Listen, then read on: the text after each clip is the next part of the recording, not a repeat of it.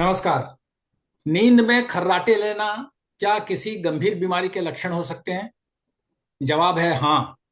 हाल ही में अमेरिका में एक रिसर्च रिपोर्ट प्रकाशित की गई है जिसमें कहा गया है कि रोज या नियमित रूप से खर्राटे लेने वालों को हार्ट अटैक और ब्रेन स्ट्रोक का रिस्क ज्यादा रहता है।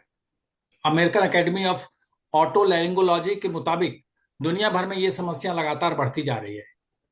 अब तो गलत खान पान और लाइफ स्टाइल की वजह से यंग लोग भी तेजी से इस समस्या का शिकार होने लगे हैं। इस समस्या के कई कारण हैं, लेकिन समाधान भी है। बस जरूरत है सचेत रहने और कुछ नियमित उपाय करने की। आज हम उस पर बात करेंगे और दिल्ली स्थित बीएलके मैक्स हॉस्पिटल के जाने माने न्यूरोलॉजिस्ट से आपकी मुलाकात भी कराएंगे, ये जानने के लिए कि किस हद के बाद खर्राटे हमारे लिए रिस्की हो सकते हैं और क्या इस समस्या को हम प्रिवेंट कर सकते हैं। तो सबसे पहले हम आपको ये बता दें कि नियमित खर्राटे लेने वालों में किसे और कब डॉक्टर से संपर्क करने की जरूरत है। एक तो वो जो रोज खर्राटे लेते हैं और जोर जोर से खर्राटे लेते हैं, दिन में उनिंदे से रहते हैं, स्लीपी रहते हैं दिन में, दिन भर, और नींद में कई बार सांस अटकने लगती है, हाई ब्लड प्रेशर के शिकार हैं, सुबह सुबह सिरदर्द होता है, और मोटापा ओबेसिटी है, खास करके गर्दन में थिक नेक है, मोटी गर्दन है। और अब हम इस समस्या के कारणों तथा बचाव के उपायों पर बात करते हैं दिल्ली स्थित बीएलके मैक्स हॉस्पिटल के senior consultant neurologist and neurovascular interventionist doctor Pratik Kishore से। प्रतीक जी, स्वागत है आपका। Thank you sir, thank you so much. हमें तो सबसे पहले ये बताइए, हम तो देखते रहते हैं कि सब लोग, पहले तो हम देखते थे कि बड़े बूढ़े लोग ज्यादा खर्राटे लेते थे, अब तो यंग लोग, बच्चे भी खर्राटे लेने लगे हैं। तो हमें जी ये बताइए कि खर्राटे क्यों लेते हैं, खास करके डेली और तेज तेज। जी सर। तो सर खराटे टेक्निकल टर्म्स में हम स्नोरिंग बोलते हैं। स्नोरिंग क्या होती है? जब हम सांस लेते हैं तो हमारे जो पैलेट एरियाज हैं, जो माउथ के अपर पार्ट के रूफ होते हैं, उसको पैलेट एरियाज बोलते हैं। उसमें दो पार्ट होती है, हार्ड पैलेट और सॉफ्ट पैलेट। तो सॉफ्ट पैलेट की डायनेमिक मूवमेंट्स होती है।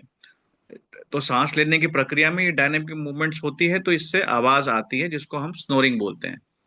अब स्नोरिंग भी सर, जैसे आपने पॉइंट आउट किया, दो प्रकार की है। एक स्नोरिंग जो नॉर्मल इंडिविजुअल में पाई गई है, और एक स्नोरिंग जो ओवर एंड अबव रहती है, जिसमें सांस अटकता है। जो डेंजरस वाली है, जिसमें सांस अटकता है, उसको हम बोलते हैं ऑब्स्ट्रक्टिव स्लीप एपनिया। ऑब्स्ट्रक्टिव मतलब स्नोरिंग, पैलेट के मूवमेंट के वजह से सांस की नली ब्लॉक हो रही है, और जो सांस लेने की प्रक्रिया उसमें बाधा आ रही है, खटक रही है। तो ऑब्स्ट्रक्टिव स्लीप एपनिया, नींद में ये अगर स्नोरिंग ज्यादा होती है जिसके कारण सांस अटकती है, तो उसको हम ऑब्स्ट्रक्टिव स्लीप एपनिया बोलते हैं सर। तो ये जो ऑब्स्ट्रक्टिव स्लीप एपनिया है, ये कितना खतरनाक है? सर अब देखें, इसकी जो हम बेसिक मैकेनिज्म है उसको हम समझते हैं। अगर हम सो रहे हैं और प्रॉपर सांस नहीं ले पा रहे हैं, तो हमारे शरीर में जो है खून गंदा है। मतलब ऑक्सीजन जो है वो प्रॉपर नहीं पहुंचता। ऑक्सीजन प्रॉपर नहीं पहुंचता तो हम डीऑक्सी हीमोग्लोबिन, जो गंदा खून रहता है, वो सर्कुलेट होता है। तो अब इंडिविजुअली अगर हार्ट एज अ फंक्शन हम देखें, तो हार्ट का काम है ब्लड को, फ्रेश ब्लड को पंप करना।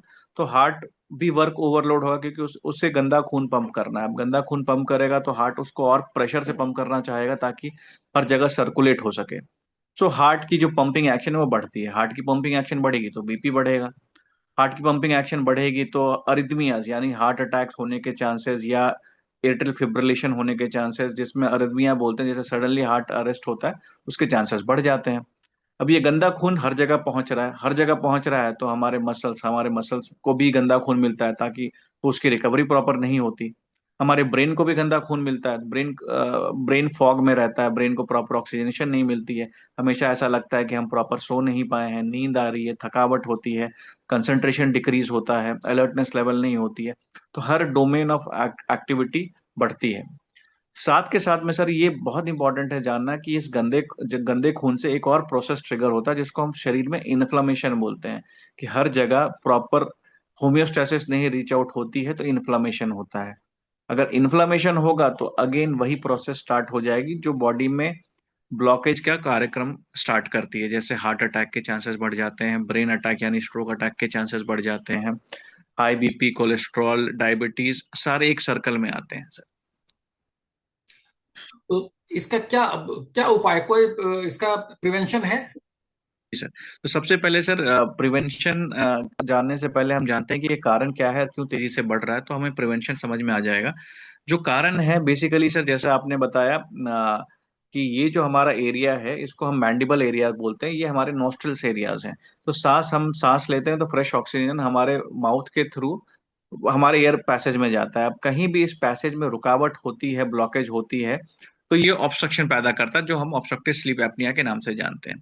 सो एज आपने पॉइंट आउट किया, अगर नॉस्ट्रल है, अगर नॉस्ट्रल में कहीं रुकावट है, जैसे एक एंटिटी होती है डेविएटेड नेजल सेप्टम, या नेजल में कोई ग्रोथ हो गया, नॉस्ट्रल्स में कोई ग्रोथ हो गया, या हमारे बोनी ओवर ग्रोथ हो गए, या हमारा जबड़ा, हमारा मैंडिबल, ये जो जबड़ा है यही छोटा है, या हमारे नेक नेक छोटे हैं और यहाँ पे फैट पैट जमी हुई, जैसे मोटे लोग में होती है, डबल चिन हो गया, फैट पैट जमी हो गई, या हमारी जो गर्दन ओवरऑल साइज है वही छोटा है, या हमारा ओवरऑल डायमीटर बहुत बड़ा है जिसके कारण सारी चीजें कंप्रेस्ड हैं, या हमारे पास टॉन्सिल है जो ओवर ग्रोथ हो रही है, तो पूरे नेजल पैसेज से लेके एयरवे पैसेज में ऑब्स्ट्रक्शन कहीं भी हो सकती है। मुख्यतः कारण इसकी अभी जो प्रेवलेंस जो बढ़ रही है, इंसिडेंस बढ़ रही है, उसका कारण ओबेसिटी है, जो नेक पैड ऑफ फैट है, मैंडिबल पैड ऑफ फैट है, डबल चिन वाले लोग हैं, इसमें ये ओबेसिटी बढ़ती है। तो ये फैट पैड अक्यूमुलेट होता है और हमारे विंड पाइप को कंप्रेस करता है। ये विंड पाइप को कंप्रेस करेगा तो ये ऑब्स्ट्रक्टिव स्लीप एपनिया होगी। सो इसका समाधान भी इसी तरह से है कि सबसे पहले हम अपने कारण को आइडेंटिफाई करें कि हाँ भाई, मैं प्रोन हूं, अगर छोटे हाइट वाले इंडिविजुअल जो फैट, जिनमें ओबिसिटी है, बॉडी मास इंडेक्स बहुत ज्यादा है, अदर रिस्क फैक्टर जैसे डायबिटीज, हाइपरटेंशन, कोलेस्ट्रॉल है, और दिन भर नींद नींद करते रहते हैं, प्रॉपर नींद नहीं आती, तो उनको आइडेंटिफाई करना है कि आपका जो कॉज है वो ऐसे है, और उसका एक बेसिक रूट कॉज है कि आपकी ओबेसिटी है। ओबेसिटी को हम कम कर सकते हैं। अगर कोई भी ड्रग्स जो हमें बहुत ज्यादा सिडेशन कराते हैं ताकि हम नींद में चले जाएं और ऑब्स्ट्रक्शन हो, तो उसको भी हमें प्रिवेंट करना है, जैसे सिडेटिव ड्रग को अवॉइड करना है, अल्कोहल्स को अवॉइड करना है, और ओवर एंड अबव कोई रिस्क फैक्टर्स ना हो हमारे बॉडी में, उसको प्रिवेंट करना है। सो प्रिवेंशन हमेशा जो थेरेपी होती है वो है weight loss therapy, avoidance of sedative drug, daily exercise, daily walk, weight loss, या लोकल फैक्टर्स की रिमूवल, जैसे जिसको डेविएटेड नेजल सेप्टम हो गया, टॉन्सिल हो गया, तो उसके रिमूवल से ये चीजें ठीक रहती है। डॉक्टर प्रतीक, मैं कहीं पढ़ रहा था कि ऑब्स्ट्रक्टिव स्लीप एपनिया का इलाज है और वो सर्जरी में भी इलाज है, उसकी सर्जरी भी हो सकती है। क्या ये संभव है सर्जरी करा के? जी सर। तो एक होगी प्रिवेंटिव थेरेपी जो हमने डिस्कस किया, जैसे जो मेटाबॉलिक पैरामीटर जैसे मोटापा है, कोलेस्ट्रॉल वगैरह को हम कम कर सकें। दूसरी चीज है कि अगर पेशेंट को ऑब्स्ट्रक्शन हो रहा है तो पहले हम फोर्स्ड ऑक्सीजन जिसे सीपैप थेरेपी बोलते हैं, उस सीपैप थेरेपी से हम ऑक्सीजन दें, ताकि पेशेंट जो डीप स्लीप में जाता है, जब हमारी मोस्ट ऑफ द प्रक्रिया ब्रेन के कंट्रोल में नहीं रहती है, तो उसको हम फोर्स ऑक्सीजन दें ताकि ये ऑक्सीजन प्रॉपर पहुंचे और डीऑक्सी हीमोग्लोबिन, स्वच्छ ऑक्सी हीमोग्लोबिन बॉडी में प्रवाह हो। तो एक सीपैप थेरेपी आती है। उसके बाद जैसे आपने बताया सर कि सर्जिकल रेमेडीज, जैसे सर्जिकल रेमेडीज हो गई, जैसे टॉन्सिलाइटिस हो गई, जो टर्बिनेट्स होते हैं, टर्बिनेट्स की थेरेपी हो गई, टॉन्सिल रिमूवल हो गया, एडेनॉइड्स होता है, एडेनॉइड रिमूवल्स हो गया, जैसे यहाँ पे फैट पैड रिमूव करने के लिए प्लास्टिक सर्जरीज हो गई, तो ये सब सर्जरीज भी है सर, जो हम ऑफर कर सकते हैं पेशेंट्स को। डॉक्टर साहब, एक आखिरी सवाल। पहले हम जी लोग सर। देखा करते थे कि ज्यादा उम्र में जो 40+ 50+ वालों को में देखते थे स्नोरिंग होती थी। जी आजकल सर। तो मैं देखता हूँ 20 साल के, 22 साल के, 25 साल के यंग लोगों को भी, जो बहुत मोटे नहीं हैं, ओबेसिटी नहीं है, गर्दन मोटी नहीं है, सब कुछ के बावजूद खर्राटे लेते हैं, रोज लेते हैं, तेजी से लेते हैं। जी क्या सर। ये लाइफ स्टाइल का दोष है? फूड फूड पैटर्न का है? क्या है इसे? डेफिनेटली सर, लाइफस्टाइल तो हमेशा फोरफ्रंट में है, जिसके कारण प्रॉब्लम होती है। अब जैसे हम यंगस्टर्स में देखें तो यंगस्टर्स में कॉमनली क्या होता है, यहाँ पे जो हमारे ग्लैंड्स होते हैं जिसको लिम्फेटिक ग्लैंड्स बोलते हैं, एक बड़ा ग्लैंड होता है जिसको टॉन्सिल बोलते हैं, तो टॉन्सिल की हाइपरट्रोफीड होती है। अब लाइफस्टाइल ऐसी रहे पेशेंट की जिसमें कंजम्पशन, इन्फेक्शन प्रोन रिस्क रहेगा, तो टॉन्सिलाइटिस के चांसेस बढ़ते हैं। दूसरी जो कॉमन यंग एज में रिस्क देखी गई है उसमें ये देखा गया है कि जो हमारे नॉस्ट्रल्स हैं, DNS, nasal septum, nasal polyps, ये बहुत ज्यादा है। तो अगर हम लाइफस्टाइल से सारी चीजों को करें, जेनेटिक फैक्टर्स भी प्ले करते हैं, लाइफस्टाइल फैक्टर्स भी प्ले करते हैं, साथ के साथ में हमारी फूडिंग हैबिट्स भी प्ले करती है इसको परपेचुएट करने में, इसको मेंटेन करने में। So youngsters, middle age, old age, even जो हमारी स्लीपिंग हैबिट्स है वो भी एक पॉजिटिव फैक्टर रहती है कि हम ओएसए के शिकार बन रहे हैं आज। तो ये जो लेटेस्ट अमेरिकी रिसर्च है, इससे बहुत ज्यादा डरने की जरूरत तो नहीं है?